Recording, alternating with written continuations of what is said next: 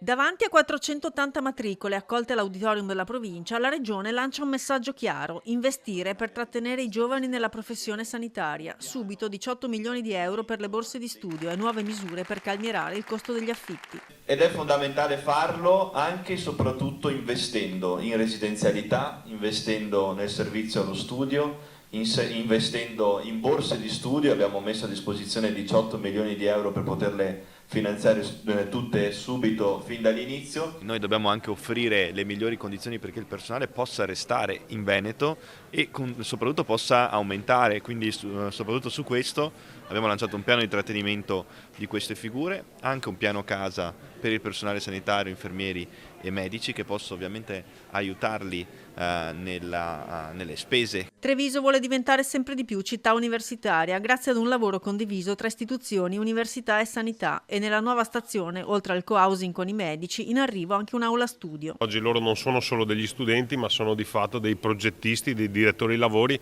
della nuova città universitaria che sta creando tanti luoghi per la loro formazione, per il tempo libero, per lo studio, per i servizi.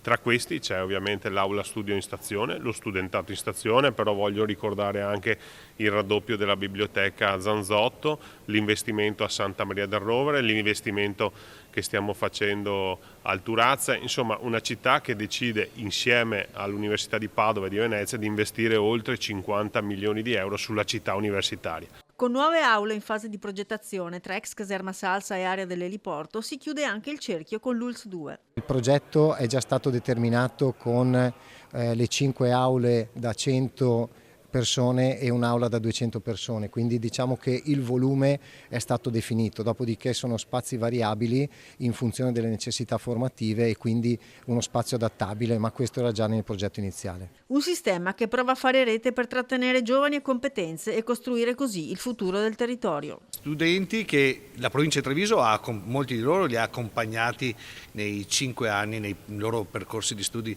delle scuole superiori. Abbiamo un istituto che dobbiamo costruire, diciamo, ex novo, sto parlando dello Scarpa di Motta ed altri che hanno bisogno di alcune migliorie, però tanto è stato fatto dal mio predecessore Stefano Marcon in questi anni grazie ai fondi PNRR, dove ricordo sono stati investiti più di 100 milioni di euro nell'edilizia scolastica.